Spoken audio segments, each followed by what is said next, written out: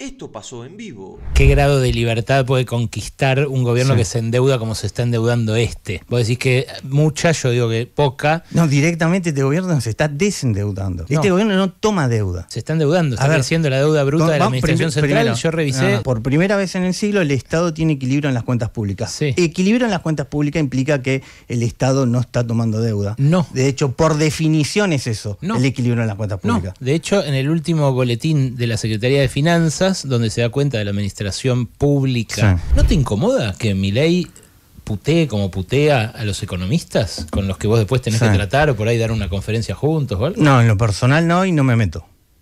Pero O sea, ¿no te incomoda a vos después cuando tenés que hablar con Marina que el presidente... No, porque lo le entiendo dice- en el terreno de la arena política, eso no es personal, nada. Entonces, Cuando le dice de Alpifieto, no sé, ya te digo, no me meto. Son temas de... Conozco a los dos, de amistad directamente, y lo hago incluso por fuera de... Cuando tengo amigos que están discutiendo, no me meto, punto. no, te digo... el O otro sea, día hay vino- millones de discusiones, yo no soy el Papa. Así que... Claro. Y ya te digo, en un partido de fútbol si arrancan discusiones, no me meto.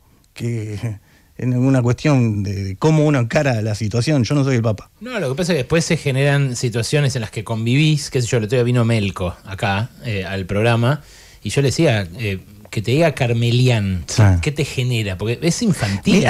Vos sabés, estoy en Twitter, me putean todos los días, me llegan cuestiones también agresivas también al DM, ¿no? No me hace nada, yo qué sé, cada uno lo agarrará como le toque, a mí en lo personal no me hace nada. Si me ¿Y putean, no te me cambió, putean. no te cambió la Y te lógica? digo, tengo muy buena relación con Marina y muy buena relación con Javier, así Pero vos sabés no me que- meto, punto. pero sabés que a ella le hace daño esto, o sea... Mirá, yo cuando la vi realmente afectada fue cuando las cuestiones de... cuando en la época del kirchnerismo, cuando caían causas a las consultoras por hablar de la inflación. Ahí sí la había afectado. ¿Y ahora no? ¿No te parece? No, que le temblaba la voz. O sea, obviamente era un momento completamente fuerte, ¿no? De que de repente por tu trabajo te caían causas. Eran otros tiempos. Bueno. Después, ya te digo, y nuevamente, el tema de discusiones entre personas, de cómo es dentro de la arena política, la verdad que no. Yo no soy el Papa.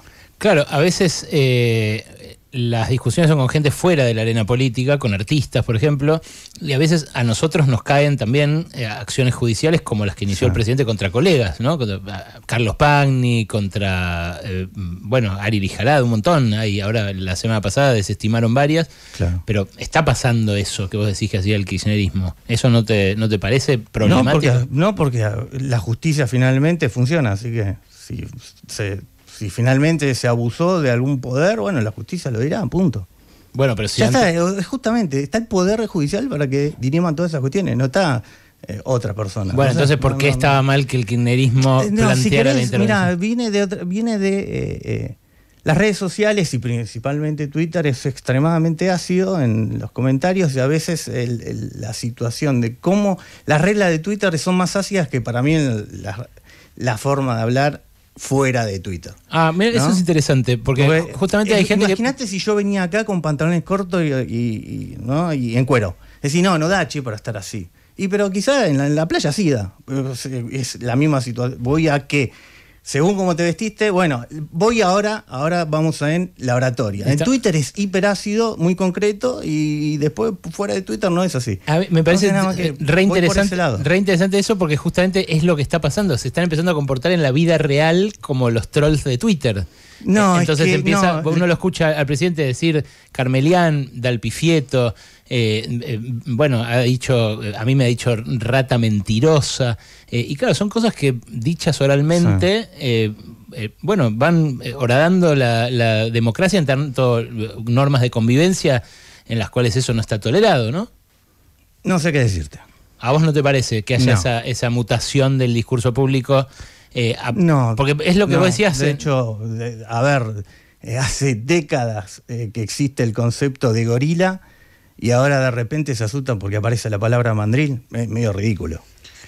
Claro, lo que pasa es que Mandril evoca la penetración anal de un sometido. ¿Quién dice eso? No, Milei lo dice cuando dice que a Dermicina les hace falta a los que critican su plan económico, que necesitan a Dermicina porque les rompió el culo porque salieron las cosas como él decía.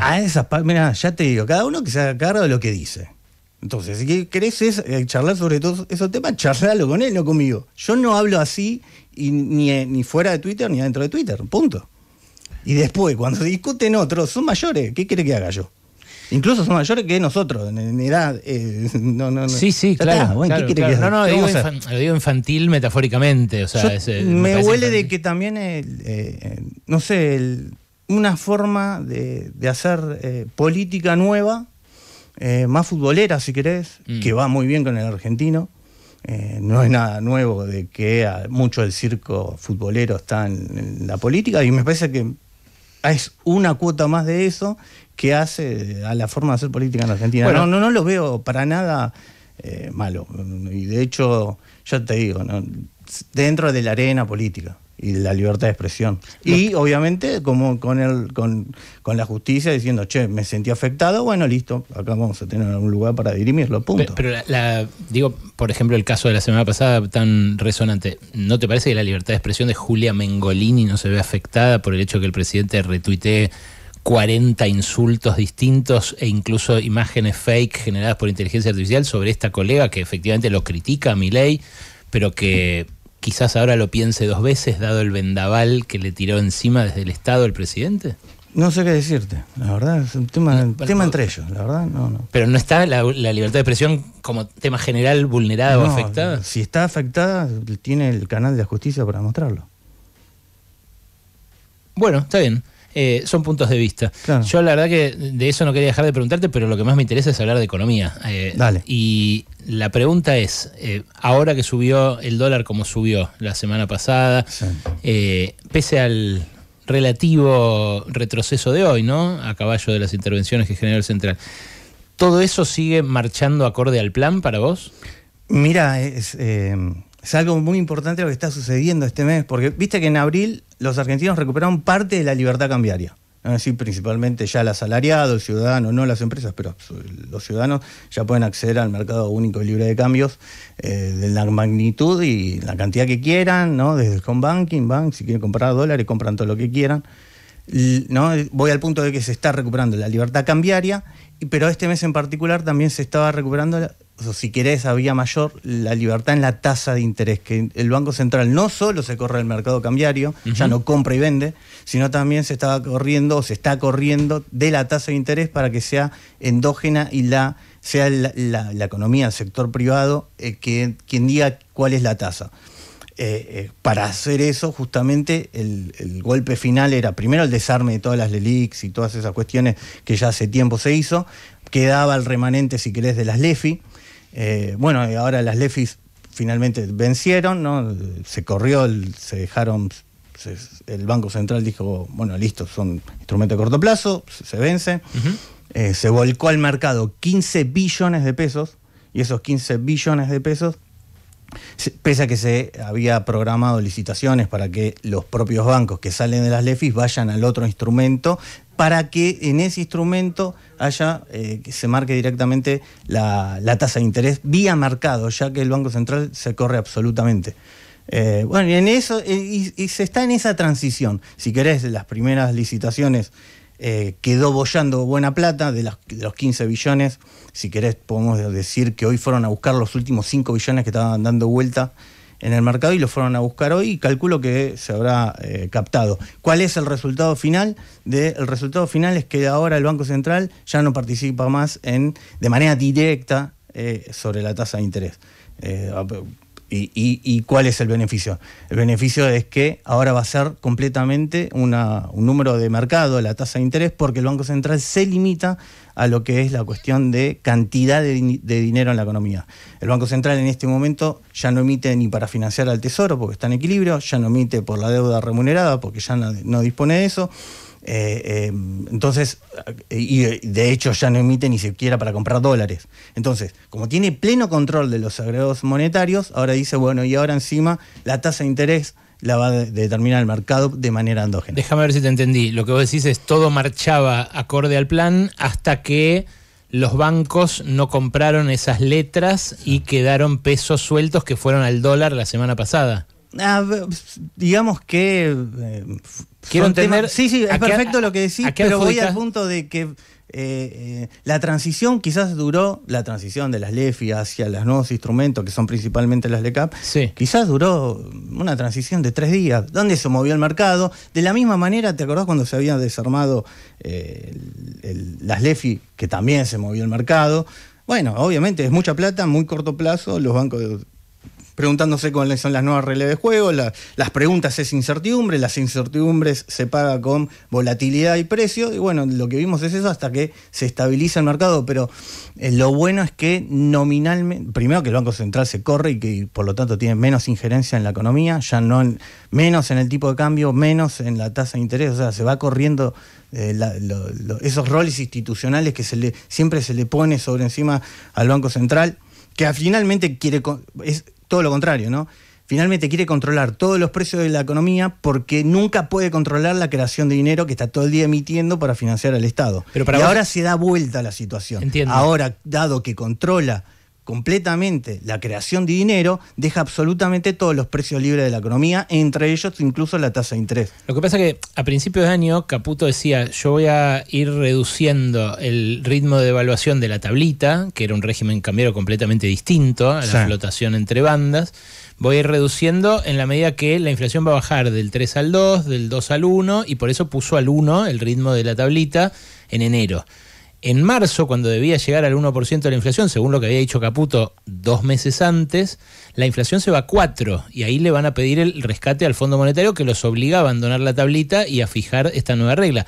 La pregunta es, ahora, ¿por qué habría que creerle a Milei que decía va a ir al piso de la banda, voy a intervenir recién cuando vaya al piso de la banda, si al revés está yendo al techo y estamos viendo que el Banco Central hace malabares para intentar que no toque ese techo? Mira, lo importante es que flote. Después hacia dónde va, que diga el mercado. No, lo importante no es lo que diga, si querés, ningún economista, ni siquiera el presidente. Lo importante es que flote.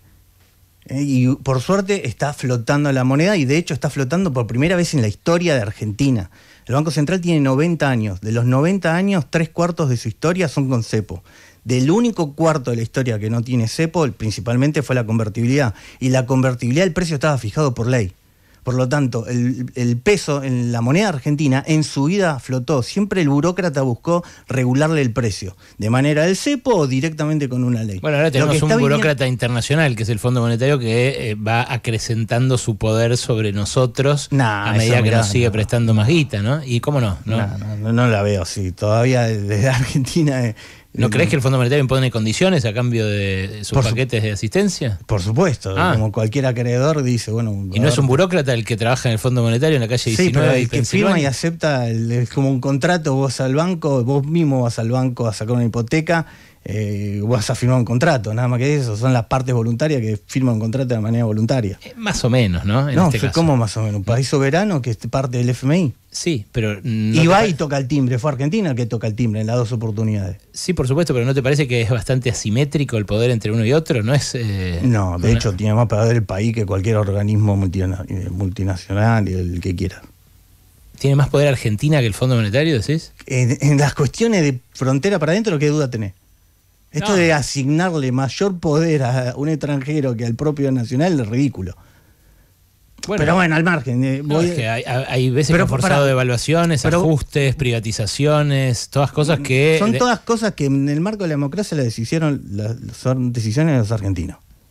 Todas, las buenas, las malas y todas las penurias que vivió Argentina son todas responsabilidad de los argentinos. Bueno, tampoco vamos a coincidir en qué grado de libertad puede conquistar un gobierno que se endeuda como se está endeudando este. Vos decís que mucha, yo digo que poca. No, directamente este gobierno se está desendeudando. Este gobierno no toma deuda. Se está endeudando, está creciendo la deuda bruta de la administración central. Yo revisé, de hecho voy a usar... Pero conceptualmente, un gobierno que tiene equilibrio en las cuentas públicas, es decir, que financia todo su gasto con impuestos, entonces, ¿cómo es que necesita de repente para financiar? No necesita. No, pero... Entonces, vamos a lo conceptual. Lo conceptual es, el Estado está en equilibrio ya desde que llegó, de hecho también es algo que sucede por primera vez en el siglo. Por primera vez en el siglo el Estado tiene equilibrio en las cuentas públicas. Sí. Equilibrio en las cuentas públicas implica que el Estado no está tomando deuda. No. De hecho, por definición es eso, el equilibrio en las cuentas públicas. No. De hecho, en el último boletín de la Secretaría de Finanzas, donde se da cuenta de la administración pública, de la administración central, concretamente de la deuda pública de la administración central bruta. Sí, lo sigo, sí. ¿No da 90.000 millones de dólares más que cuando asumió Milei? No, pero a ver, el Banco Central tenía Sí, pero la respuesta es sí. Da más de la deuda bruta de la administración central. No, vos tenés que sumar los dos. Acá hay dos grandes ventanillas. La ventanilla, si querés, del Tesoro y la ventanilla del Banco Central. El Banco Central estaba con, si querés, técnicamente, ¿no?, con dominancia fiscal, en el sentido que toda la deuda era déficit fiscal que le habían encajado al balance del Banco Central, y dicen, muchachos, toda esta deuda no es mía, toda esta deuda es del Tesoro. Bueno, fue y se la pasó al Tesoro. Si vos sumás, voy al punto, si vos sumás la deuda del Banco Central y la del Tesoro, es la que llevó los déficits fiscales acumulados los últimos 20 años, obviamente aumentaron la deuda y obviamente reventaron la moneda argentina con inflación. El endeudamiento de Caputo no, los bonos nuevos, las letras. Si dije 20 años, está todo. Bueno, entonces, en 20 años Argentina aumentó la deuda pública exactamente, o sea, tomemos las dos grandes ventanas, Tesoro Nacional y Banco Central. De esos 20 años, la deuda pública aumentó 360.000 millones de dólares. Lo que pasa es que es un pasamano, Ramiro. Sí. En el consolidado, de esos 360.000 millones de dólares, 60.000 millones de dólares tomó Cambiemos en sus 4 años de gestión y 300.000 millones de dólares tomó el peronismo en sus 4 o 5 gobiernos que tuvieron. Entonces, pero estamos hablando de la deuda que tomó este gobierno. Bueno, yo le estoy diciendo, se endeudó y vos me decís no, porque la suma, entonces claro, estás tomando al Banco Central que le borraron. Claro, pero le borraron una deuda intrasector público a cambio de 20.000 millones de dólares que tomaron del Fondo Monetario. ¿Te da igual deberle al Fondo Monetario 20.000 millones de dólares que el Tesoro le deba al Banco Central 20.000 millones de dólares? En términos netos, o sea, llegó Milei, o sea, imagínate, ¿te acordás del 2001 cuando se declara el default de la deuda? Sí. El stock de deuda total eran 140.000 millones de dólares. Llega Milei y el stock de deuda entre los dos, Banco Central y Tesoro Nacional, son 500.000 millones de dólares. Yo lo que veo en el informe de la Secretaría de Finanzas es que al 31 de mayo son 461.000 millones de dólares y cuando subió Milei eran 370.000 millones de dólares. Bueno, porque vos estás contando un solo cajón. Si contás un solo cajón no tiene sentido. Yo digo, abrí los dos cajones, contá los dos cajones y te vas a dar cuenta que cuando llegó Milei había 500.000 millones de dólares de deuda total. Y ahora, cuando ya como toda la deuda se pasó a un solo cajón, decís, bueno, eran 500.000, ¿cuánto es ahora? Pero 460.000. Eso implica concederle a Milei que tomar una deuda con el Fondo Monetario para cubrir la que tenía el Tesoro con el Banco Central, da igual, que no se endeudó en eso. No es cuestión de conceder, es sumar dos cajones. Pero esos dos cajones lo toma solo él y vos. No hay otro economista que haga esa medición. La medición que toman todos los economistas es la que publica la Secretaría de Finanzas, que es la que obliga al Fondo Monetario a tomar. No sé qué hace él. Yo te digo lo que hago yo. Sí, lo hice toda mi vida. Él y vos. Nadie más. No, bueno, está bien, dale.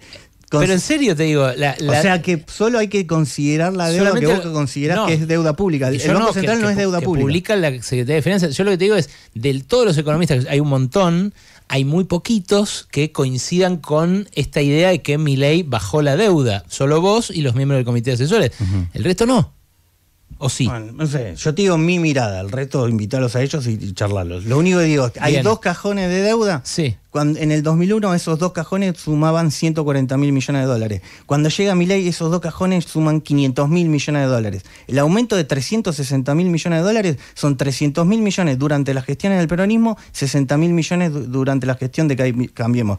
Cuando en esos dos cajones vuelca toda la deuda en un solo cajón, que es la del Tesoro Nacional, y hoy la foto que la podés ver en el Ministerio de Economía son 460.000. Es decir, Milei pagó 40.000 millones de dólares de deuda y de hecho fíjate que durante principalmente 2024 compró toneladas de dólares, ¿no? El saldo comercial compró 23.000 millones de dólares y no obstante no pudo acumular reservas por el simple hecho de que con esos dólares se pagaba la deuda que todos los degenerados fiscales dejaron.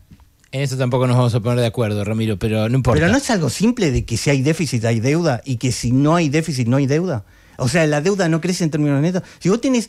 Si vos gastás 100, la deuda está si creciendo. vos recaudás 100 y gastás 100, ¿cómo aumenta la deuda? La deuda está aumentando porque, entre otras cosas, los intereses de estas letras capitalizables que usan los de la bicicleta financiera no se registran como pero déficit. eso es el base caja, y de hecho la discusión Además, que estamos... de no registrarse esos intereses como déficit, que es la parte en pesos, ustedes hicieron... no me digas ustedes.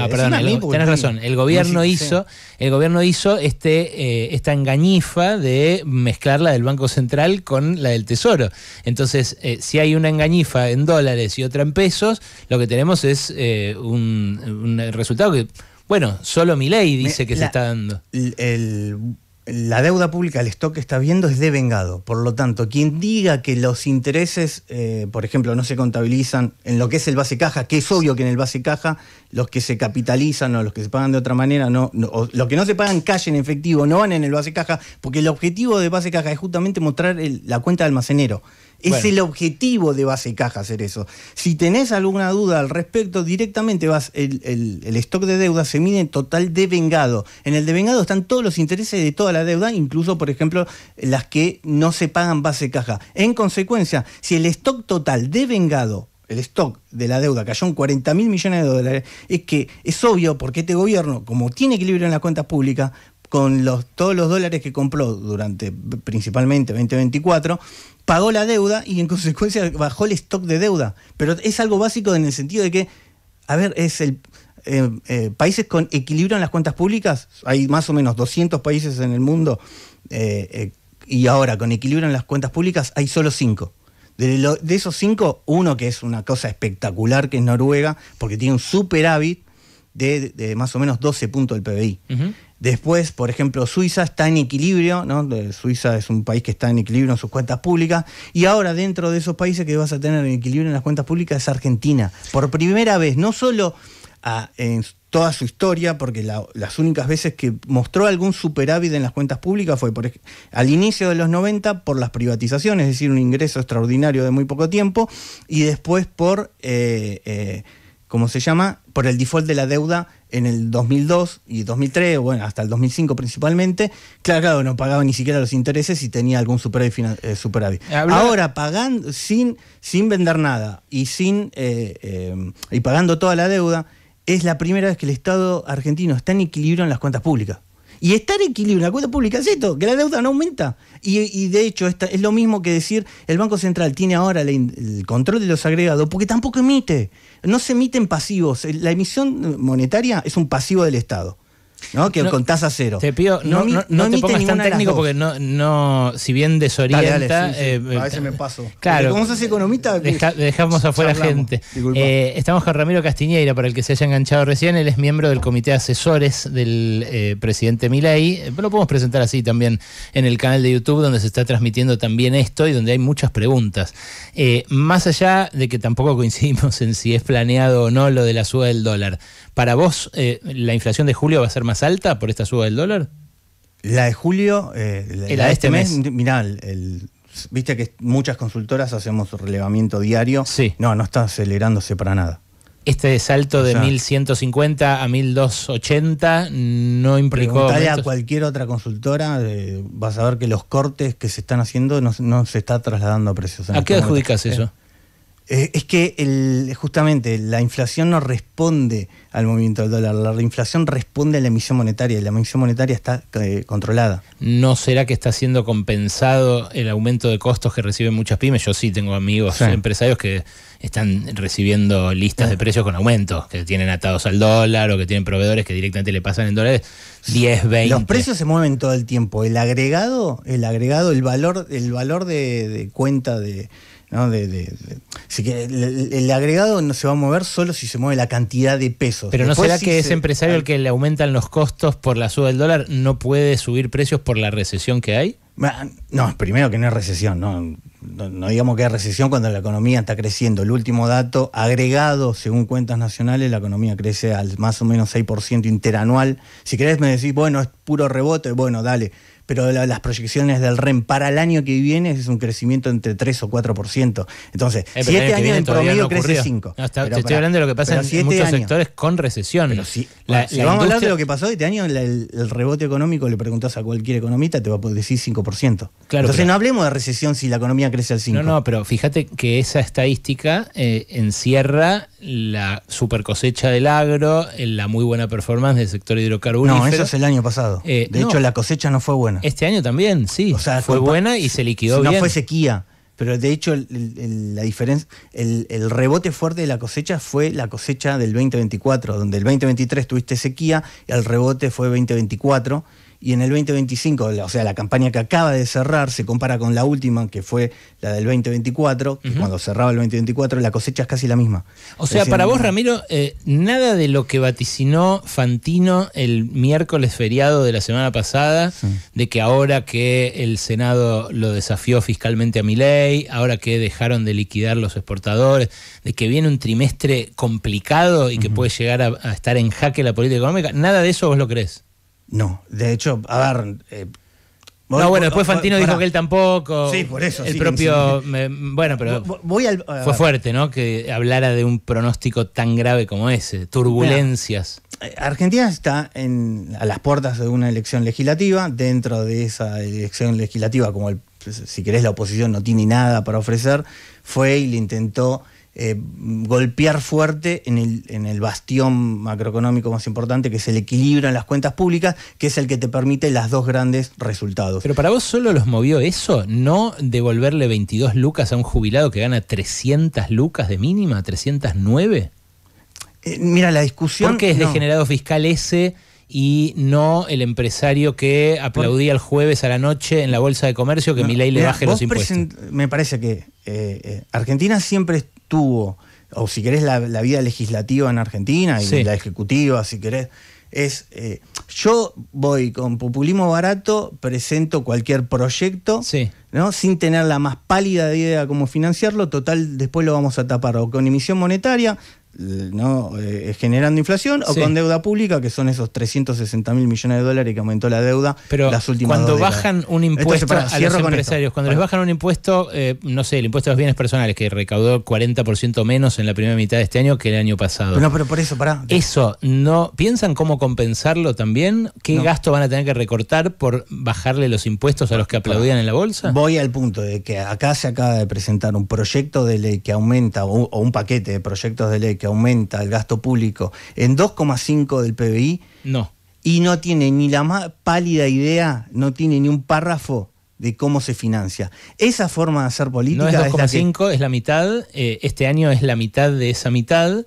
Y además, lo que vos estás diciendo es algo atendible, pero que yo te digo, el gobierno no hace cuando les baja impuestos a los sectores más ricos. Bueno, yo te digo, esta forma de hacer política de que el mundo legislativo manda proyectos sin tener formas de financiamiento y después la Argentina termina con hiper o con 300% de inflación como hasta hace muy poco, bueno, era por esa forma de llevar la cosa pública, de dale que gastá plata y total después le damos la emisión monetaria. ¿No se podría decir la misma frase pero diciendo dale que va a bajarle los impuestos a X sector de la sociedad privilegiado y que eso genera un agujero en el Estado que después hay que compensar echando estatales o bajando jubilaciones? Mirá, vos tenés que tener el tamaño del Estado que puedas financiarlo sin ahogar la actividad privada. Hace un ratito elogiaste a Noruega.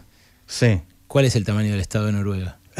Noruega es un ejemplo a nivel mundial de lo que no hay en el mundo. O sea, nadie tiene un superávit en las cuentas públicas de 10 puntos del PBI, todo lo ahorran invirtiendo principalmente en otras empresas del exterior. O sea, Noruega tiene de las principales multinacionales que vos se te ocurran en la cabeza, bueno, uno de los principales accionistas va a ser cualquier noruego porque utilizan ese fondo que ya te digo, son 10 puntos del PBI por año que tienen plata y lo único que hacen es comprar empresas del exterior. O sea, es un ejemplo espectacular que ojalá apuntemos para ese lado. De hecho, cuando Argentina, vamos por el otro lado, cuando el sector privado tenía algún fondo que intentaba ahorrar, vino el Estado y le expropió todos esos ahorros. No estoy hablando de las AFJP. Así que vos fíjate qué diferente el manejo de la cosa pública, donde la responsabilidad en lo fiscal y la responsabilidad en el equilibrio en las cuentas públicas, en Argentina no apareció el último siglo. Y después se preguntan por qué hay inflación o por qué aumenta la deuda. Ahora, ¿el fondo ese soberano noruego es estatal o privado? Mira, yo no tengo problema, en lo personal, yo no tengo problema si es estatal o privado, pero conozco también... ¿Es estatal? Sí, ya lo sé, pero yo no tengo problema en cuestión de eso. Pero conozco a los noruegos y también conozco a los argentinos. Nada más que eso. Decís que nosotros no podemos. No sé, evidentemente no.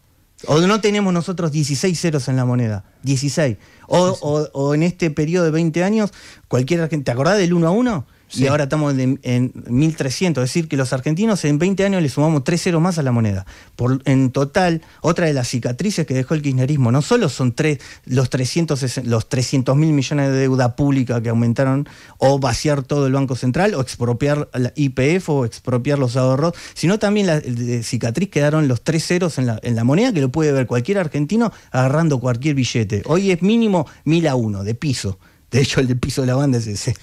Finalmente no nos pusimos de acuerdo en nada, Ramiro, pero me encanta que hayas venido y mucha gente del otro lado celebra tu presencia acá para debatir justamente esto que hace al bolsillo de todos, ¿no? Cuando quieras vuelvo, me encanta de hecho te escucho, así que me gusta tu oratoria principalmente, casi nunca coincido, pero me gusta escucharte. Y de hecho porque me haces reflexionar.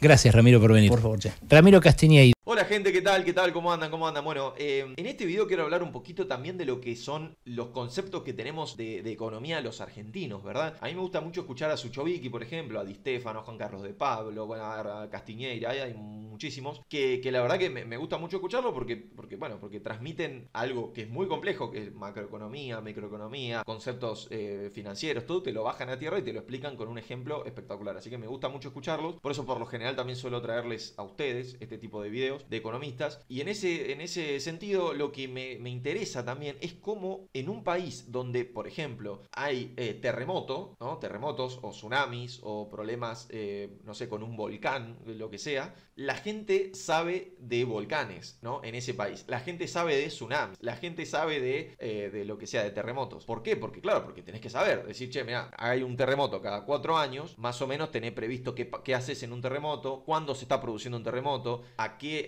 tenés que estar alerta, que es un movimiento normal o que ya empieza a ser un terremoto, etcétera, cosas porque no tengo ni idea de terremotos. Y en un país con la economía como la tenemos, es increíble que cualquier taxista, que te tomás un taxi, en la fila de una carnicería, en cualquier lugar, todos saben del dólar, todos saben el precio del dólar. A ver, obviamente hay conceptos más finos como el riesgo país, que la gente quizás no los tiene súper interiorizados, pero el precio del dólar lo sabemos todos, si está 1100, 1200, 1300, lo sabemos todos. O sea, eso es impresionante. Eso me impresiona cómo nos han traumado tanto con algo que tendría que estar estabilizado porque, como dice Milei, el problema de la inflación es un problema monetario. Si no lo resolvés es porque no lo querés resolver, es porque te conviene que haya inflación. En un país donde nos han robado tanto en lo económico, ¿no? Claro. O sea, estamos todos traumados. Entonces todos nos quedamos traumadísimos. Generaciones y generaciones. Mi viejo, mis abuelos, todos saben el dólar. Y así todas las familias. Es impresionante. Entonces, nada, eso me impresiona. Y quería compartir esta reflexión con ustedes. Reflexión que se la he escuchado a Suchovicki y Juan Carlos de Pablo. Que me parece excelente, ¿no? En un país donde hay terremotos, la gente sabe de terremotos. Y en Argentina, ¿de qué sabemos? Del dólar, de la inflación, ¿no? Del consumo, ¿viste? Y ¿sabés de eso? ¿Por qué? Porque estamos quemados con eso, quemadísimos. Así que nada, gente, bueno, un saludo, nos vemos en el próximo video. Bueno, gracias por bancar el canal. Muchas gracias. Chao, chao.